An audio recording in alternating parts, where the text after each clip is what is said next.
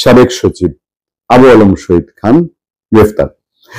আবু আলম শহীদ খানকে পত্রপত্রিকার খবর অনুযায়ী তার রমনা এলাকা থেকে তাকে গ্রেফতার করা হয়েছে। যতটুকু অনুমান করতে পারি, রমনা এলাকায় তার ব্যক্তিগত একটি অফিস আছে, সেই অফিস থেকেই হয়তো, অথবা জানি না, যাওয়া আসার সময় হয়তো তাকে অ্যারেস্ট করা হয়েছে কিনা, শাহবাগ থানায় সন্ত্রাস দমন আইনে তাকে গ্রেফতার করা হয়েছে।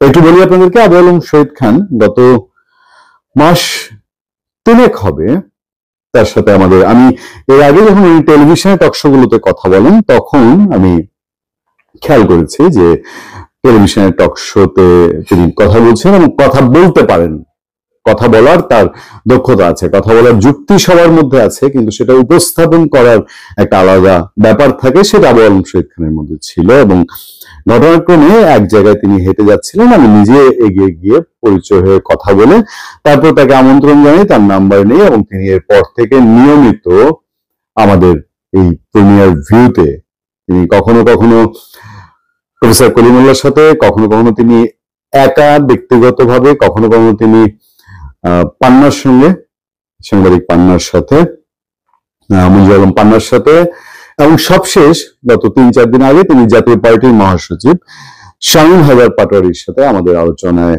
যোগ দেন। আমি তাকে আলোচনার জন্য আমন্ত্রণ জানাচ্ছিলাম, পারফেক্টলি তার চয়েস ছিল যে শামীম হায়দার পাটোয়ারির সঙ্গে তিনি বসতে চান, এবং শামীম হায়দার পাটোয়ারিকে এই প্রস্তাব দেওয়ার পর তিনি রাজি হন। এই ভদ্রলোক সন্ত্রাসী বা উনি সন্ত্রাসের কাজে লিপ্ত, এখন বাংলাদেশের গোয়েন্দা সংস্থা তো অনেক আমাদের চেয়ে শক্তিশালী, এবং আমি এই প্রসঙ্গ ছাড়াই আমি অনেক সময় কিন্তু আমি আমাদের ডিবি নিয়ে আপনাদেরকে বোঝানোর চেষ্টা করি যে আপনারা পলিটিক্যালি বিভিন্ন সময়, আমি শুধু এখনের কথা বলছি, বিভিন্ন সময়ে বাংলাদেশের গোয়েন্দা সংস্থাকে ব্যবহারের যে নজির দেখেন, তার বাইরেও ডিবি কিছু সক্ষমতা অর্জন করেছে, এটা ধাপে ধাপে ধাপে ধাপে এবং টেকনোলজির দিক থেকে অনেক দূর এগিয়েছে। এখন তারা কি তদন্ত করছে, কিভাবে করছে, গতানুগতিক আওয়ামী লীগ সরকারের ফেসিস্ট সরকারের মতো কিনা, আমরা তো বারবার আলোচনায় বলি যা হচ্ছে ফেসিস্টের চূড়ান্ত রূপ কিনা, আওয়ামী লীগ সরকার যা দেখিয়েছে তার থেকে কোনো পরিবর্তন নেই। আবু আলম শহীদ খান তাকে নিয়ে তার বিরোধী শিবির আমি বলবো না, মানে যারা এই আবু আলম শহীদ খানের গ্রেফতার প্রয়োজন, গ্রেফতার দরকার, গ্রেফতার করায় মনে করছেন একটা কাজের কাজ হয়েছে, ধরেছে এবার বল তাকে, এই টাইপের একটা দেখবেন না সোশ্যাল মিডিয়া আছে। আসলে এক এক করে আবু আলম শহীদ খান জনতার মঞ্চে ছিলেন। জনতার মঞ্চ আপনাদের তো মনে আছে যে সেই আপনার 91 বিএনপি সরকারের বিরুদ্ধে আওয়ামী লীগের যে আন্দোলন, সেই সময় সচিবালয়ের সচিবরা বের হয়ে এসে একটা জনতার মঞ্চ করেছিলেন। তো আমি যদি প্রশ্ন করলাম, আছে কত বছর আটকা ঘুম ভেঙে আজ আপনাদের মনে হলো আবু আলম শহীদ খান জনতার মঞ্চের লোক, শেখ হাসিনার দোসর, ফেসিবাদের দোসর, আজকে 25-30 বছর পরে সেই অপরাধী ধরেছেন। ঠিক আছে, আপনারা তো ধরা শুরু করেছেন ফেসিবাদের দোসর, আওয়ামী লীগের দোসর আজকে থেকে আরো 1 বছরের আগে থেকে 13 মাস ধরে ধরা শুরু করেছেন। এতদিন আবু আলম শহীদ খানকে মনে হয়নি যে এই ফেসিবাদের এত বড় দোসর টুই টুই টুই টুই করে এ ডাল সে ডাল গাছের পাতা লো পাতা ঘুরে বেড়াচ্ছে? আচ্ছা, সেই প্রশ্নের পরে এবার আসলো তিনি প্রধানমন্ত্রীর প্রেস উপসচিব ছিলেন 96 থেকে 2001 সরকারে। তো আমি প্রশ্ন করলাম যে তারপর কি হলো? আজকে যদি আপনার সাথে জি হুজুর করতো, বা তারপরে তো 25 বছর চলে গেল। 25 বছর যাওয়ার পরে আপনাদের এই যে সুবর্ণ সুযোগের 1 বছর, এই 1 বছরও চলে গেল। ওই আপনারা তো বললেন না যে শুধু এই গত 17 বছরে আওয়ামী লীগ সরকার, শেখ হাসিনার যারা স্পন্সর বলে শব্দটাকে, তারা যে এইটা ছিল তাদেরকে ধরার জন্য ওই তালিকায় আবু আলম শহীদ খান আছে। তাহলে আজকে কেন এতদিন পরে এই যে আপনার সেপ্টেম্বর মাস পড়েছে, সেপ্টেম্বর মাসে কেন 13 মাস তো হতে চললো, 13 মাস হয়ে গেল এই সরকারের, এতদিন পরে কেন? তারপর আস্তে আস্তে বলে ওই যে মঞ্চ 71-এ গিয়েছিল না, তো মঞ্চ 71-এ গিয়েছিল, সেটাও সে ওই মঞ্চ 71-এ কতটা অ্যাক্টিভ কর্মী আমি জানি না, সেখানে থেকে কোনোভাবে মব থেকে রক্ষা পেয়ে এসেছিলেন। আমি আপনাদেরকে সেদিন যে প্রথম কন্টেন্টে আলোচনা করেছিলাম, সেখানে আমি বলেছিলাম যে প্রথম আলোর আমি নিউজে দেখেছিলাম যে ওই প্রোগ্রামে আবু আলম শহীদ খান ছিলেন। তো এখন অনেকেই বলার চেষ্টা করছেন যে ওই মঞ্চ 71-এর প্রোগ্রামে যারা গিয়েছিল এবং যারা আয়োজক ছিল মঞ্চ ৭১-এর সাথে যারা জড়িত তাদেরকে ধরা হচ্ছে। বললাম আচ্ছা ধরা হচ্ছে, এবার মঞ্চ ৭১ কি করেছে? এই যে আজকে প্রায় মাস গড়িয়ে আসবে রিপোর্টার সেলটি থেকে লতিফ সিদ্দিকী বা মুজিবুর আলম পান্না সহ আরো যাদেরকে হাফিজুর রহমান কার্যককে নেওয়া হয়েছে, শুনলাম যে সন্ত্রাস দমন আইনে নেওয়া হয়েছে। মানে মঞ্চ ৭১-এর ক্রাইমটা কি, তারা কোন লেভেলের সন্ত্রাস করেছে? আমি সেদিনও কন্টেন্টে বলেছিলাম যে নিশ্চয়ই এজাহার দেখে বা পুলিশ প্রশাসনের দিক থেকে হোক, দিল্লির দিক থেকে বা সরকারের দিক থেকে এটা সামনে আসবে। এই যে দুনিয়া জুড়ে এত সমালোচনার মুখে এখন পর্যন্ত বলতে পেরেছে যে মঞ্চ ৭১ এই জায়গায় চট্টগ্রামের হাটাজারি থানার এই পাহাড়ের পেছনে এইভাবে লুকিয়ে থেকে এই জায়গা থেকে সরঞ্জামাদি সংগ্রহ করে তারা সরকারের বিরুদ্ধে এই টাইপের কাজ শুরু করেছিল, বা ঢাকার গোপীবাগের এই চিপায় জেডাই খান পান্নার নেতৃত্বে এই হয়েছিল। কিছু কি আপনারা জানতে পেরেছেন? জানতে পারেনি। মঞ্চ ৭১-এ গিয়েছিল আওয়ামী লীগের টাকায় নাকি এগুলো চলে করছে। তো মঞ্চ ৭১ সম্পর্কে আপনারা একটা বিবৃতি দেন যে মঞ্চ ৭১ নামে বাংলাদেশে কোনো সংগঠন থাকতে পারবে না। এর বাইরে জেডাই খান পান্না তিনি তো দায়িত্ব নিয়ে মঞ্চ ৭১-এর প্রধান। জেডাই খান পান্নাকে কিছু করেছেন, এখন বৃদ্ধ মানুষ করবেন না, অথবা তিনি তো আওয়ামী লীগ সরকারের সময় খুবই লাউড গলায় কথা বলতেন, আচ্ছা করলেন না। ছেকে ছেকে ছেকে ছেকে এই লোকগুলা যে আনছেন, এই লোকগুলার মধ্যে তো এমন লোকও আছে যারা আওয়ামী লীগের ১৭ বছরে নির্যাতিত নিপীড়িত, যারা ওই সময় কথা বলেছে। আমি নাম বলতে চাই না, আপনাদের তিনি বাংলাদেশের সোশ্যাল মিডিয়া ব্লগে খুবই নাম করা সাংবাদিক, তার সঙ্গে আমার কথা হচ্ছিল এই প্রসঙ্গে। বললো যে ভাই এটা একেবারেই যে এই যে মঞ্চ ৭১ যেগুলো করছে এইটা টোটালি মানে তারা এখন চায় যে আপনি জুলাইয়ে আপনার ভূমিকা কি ছিল, শেখ হাসিনা বিরোধী সরকারের ভূমিকা ছিল, এটা গুরুত্বপূর্ণ না। এখন তারা যেটা বলে আপনাকেও সেটা বলতে হবে। আপনি যদি সেটা না বলেন তাহলে কাজ হবে না। একদম দ্যাটস টু দ্য পয়েন্ট। আবু আলম শহীদ খান জনতার মঞ্চে ছিল কি শেখ হাসিনা একটা সরকারের তিনি উপপ্রেস সচিব ছিলেন বলা হচ্ছে, এটা কতটুকু অথেন্টিক আমি জানি না। তিনি এলজিইডি সচিব ছিলেন আওয়ামী লীগ শাসনের আমলে। তারপরে মঞ্চ ৭১ প্রোগ্রামে দাওয়াত পেয়ে কোন রকম জানটা বাঁচায় চলে আসছিলেন। ফ্যাক্ট কি আসলে এগুলা, নাকি এতদিন পরে ওনার মনে হলো আর এই লোক তো যুক্তি দিয়ে কথা বলে, এই লোক তো আমাদের যারা আওয়ামী লীগ নিষিদ্ধের প্রশ্নে খুব কট্টর তাদেরকে যুক্তি দিয়ে আটকায় ফেলে, তার এখন কথা বলা, তার এখন এই যে বাক স্বাধীনতার যুগে এই সুবর্ণ বাক স্বাধীনতার কালে আবু আলম শহীদ খান যে কথা বলছেন, এই কথা বলাটাই কি তার কাল হলো?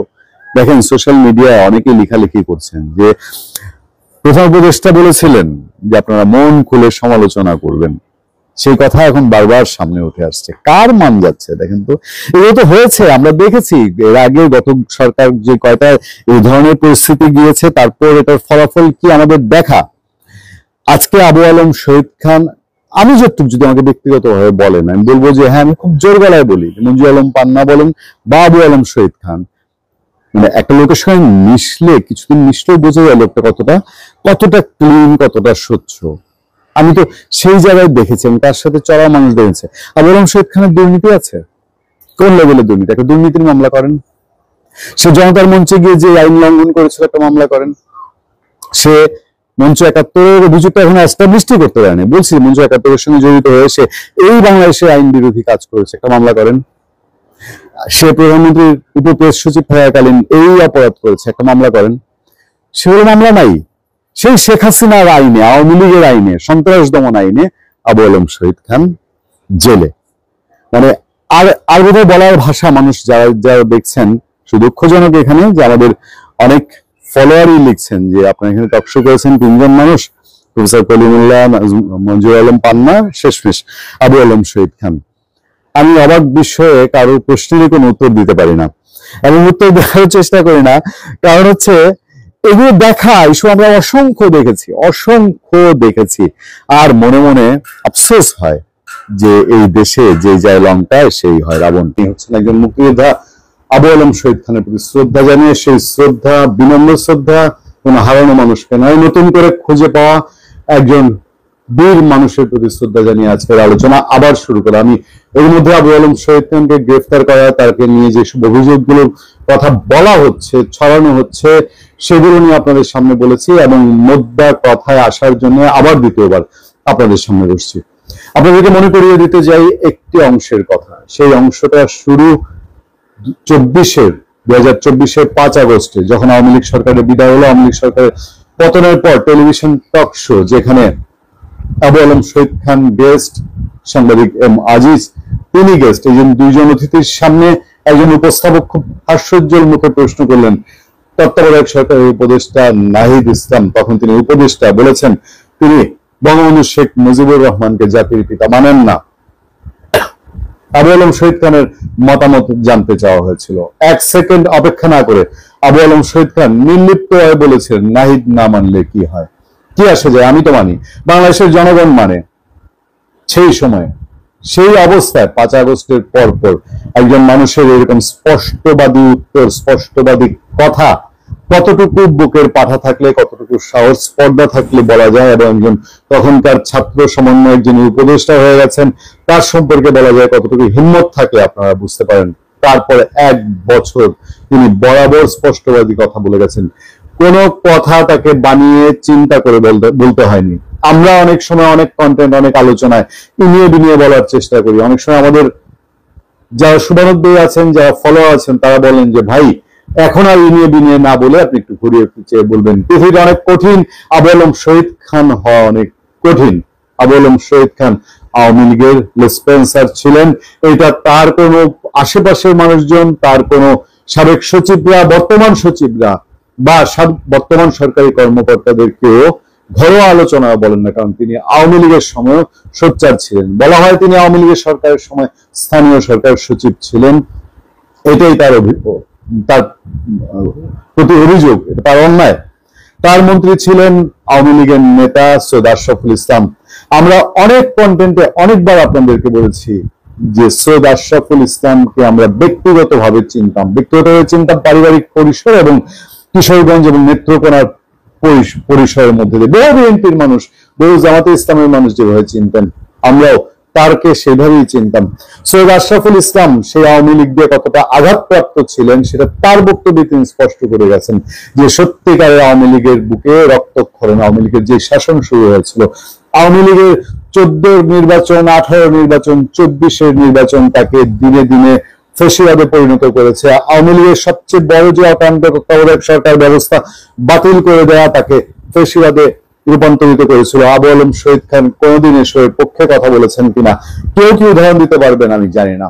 আবু আলম শহীদ খান সৈয়দ আশরাফুল ইসলামের সচিব থাকার সময় স্থানীয় সরকার নির্বাচনগুলো হয়েছে, তিনি অনেকবার স্পষ্টভাবে বলেছেন তিনি তার মন্ত্রী বা প্রধানমন্ত্রী থেকে কোনো বাজে নির্দেশনা পাননি, এবং সেই নির্বাচনগুলোতে বাংলাদেশের 5টি সিটি কর্পোরেশনে বিএনপি প্রার্থী জয়ী হয়েছিল, যা আওয়ামী লীগকে স্তব্ধ আহাম্মক করে দিয়েছিল। তা বুঝতে শুরু করেছিল ফেয়ার নির্বাচন হলে তাদের একেবারে ধরাশায়ী অবস্থা হবে। আবু আলম শহীদ খান সেই সব নির্বাচন নিরপেক্ষ রেখেছিলেন। আবু আলম শহীদ খান গত 1 বছর ধরে তার সেই কথার ধরনে অবিচল ছিলেন। তিনি মুক্তিযুদ্ধের পক্ষে, তিনি সত্যের পক্ষে ছিলেন। তার সেই কথা বলাই কি অপরাধ হয়ে দাঁড়িয়েছে? তার বাচনভঙ্গি, তার স্টাইল মানুষকে আকৃষ্ট করত। তিনি কোনো অন্যায় অপরাধ করেছেন এই উদাহরণের সামনে আসেনি। তিনি 71 মঞ্চে গিয়েছেন বা 71-এর সঙ্গে সম্পৃক্ত দাওয়াত পেয়েছিলেন, এইটুক এখন তুলে ধরে আবু আলম শহীদ খানকে গ্রেফতার করা মানুষের মধ্যে কতটুকু প্রশ্ন তুলেছে যে একটি সরকার, সেই যে বললাম আওয়ামী লীগের সেই 14, 18, 24-এর নির্বাচন অথবা তত্ত্বাবধায়ক সরকার ব্যবস্থা বাতিল করে যে ফেসিবাদের রূপ অর্জন, আওয়ামী লীগের সেই পদক্ষেপ গুলাই কি এনজয় করে সেই পদক্ষেপ গুলাকে এখন আরো বেশি রকম উপভোগ করে আবু আলম শহীদ খানের মতন মানুষ এখন কারাগারে কিনা শুধুমাত্র কথা বলার কারণে, শুধুমাত্র কথা বলার দোষে, সত্য বলার দোষে? সেটাই কি বাক স্বাধীনতা? সেটাই কি 55 বছর পরে বাংলাদেশের মানুষ চেয়েছিল? সেটাই কি 55 বছর পরে একজন নোবেল লয়েড ডক্টর মোহাম্মদ ইউনূসের সময় আমরা চেয়েছিলাম?